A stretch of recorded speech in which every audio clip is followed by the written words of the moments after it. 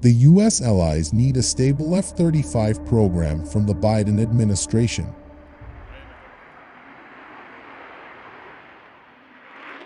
As a retired lieutenant general of the Republic of Korea Army, I welcome the Biden administration's proactive posture towards our region.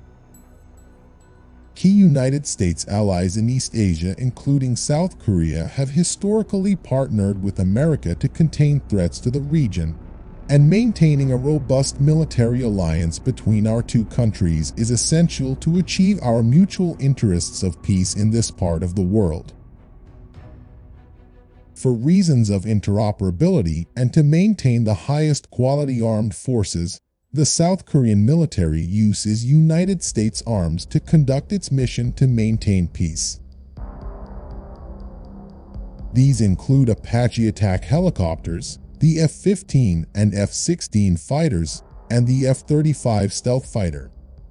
The South Korean Air Force operates 40 F-35s and is planning to acquire 20 more to supplement its capabilities.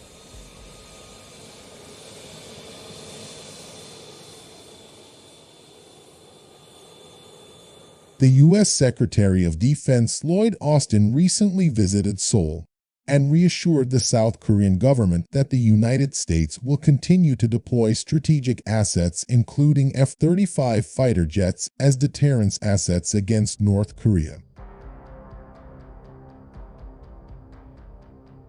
This was a much-needed move against an ever-growing nuclear threat from North Korea, and it reassured many Koreans as to the credibility of the U.S. commitment to the region.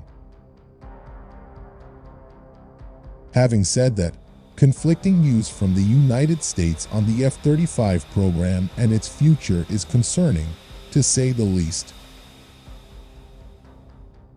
The main concern is the ongoing dispute in Washington about the F-135 engine that powers the F-35.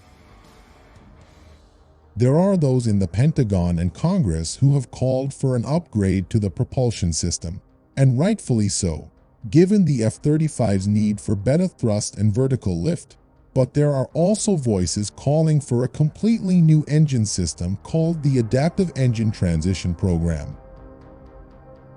Thus far, we have seen hundreds of millions of dollars earmarked for the development of this new engine, and this year is a pivotal year for the future of the F-35 program.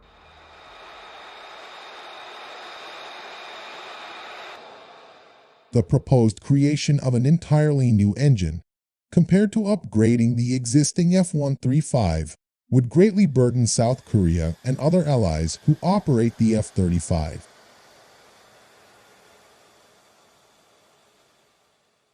Not only would the U.S. military have to build out an entirely new infrastructure and supply chain to produce and install these new engines, but it would affect the procurement of the F-35 with the current engine by allies like South Korea.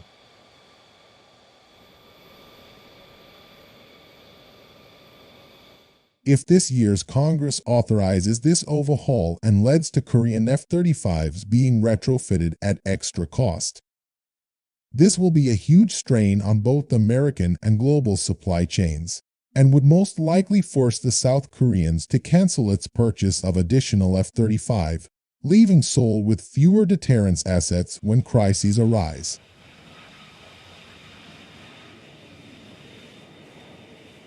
In more detail, the estimated cost of this replacement program is approximately $6 billion, whereas the upgrade to the existing F-135 engine will save the program up to $40 billion. It is yet unclear as to how much of that $6 billion will fall on the shoulders of allies who have defense cost-sharing agreements with Washington. But this much is clear. South Korea cannot bear the burden coming from the increased defense costs for this program.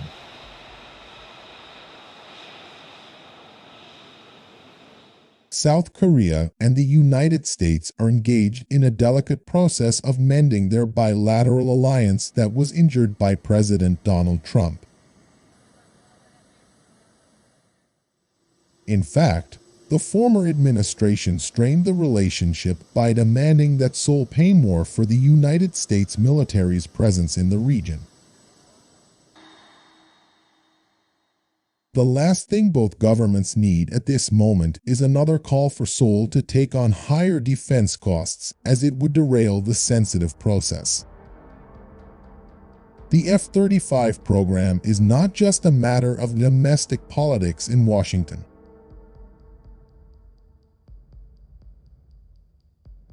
The national security interests of America's most important allies also hinge on the viability of this program.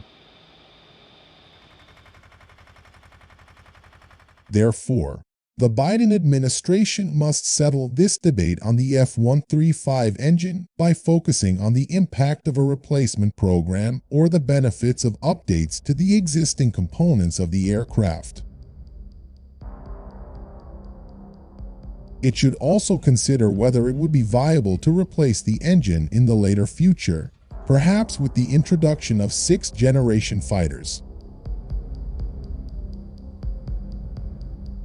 Allies like South Korea deserve timely and cost-effective deterrence measures from Washington, not politicized arrangements that are blind to the ever-changing threats from our common enemies.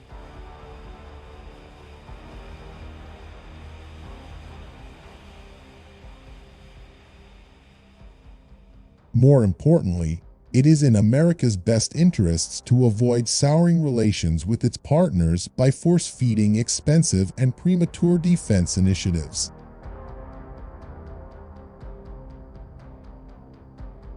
Before the global security environment takes a more dangerous turn, Washington would be wise to strengthen its alliances instead of unsettling them with rushed political projects.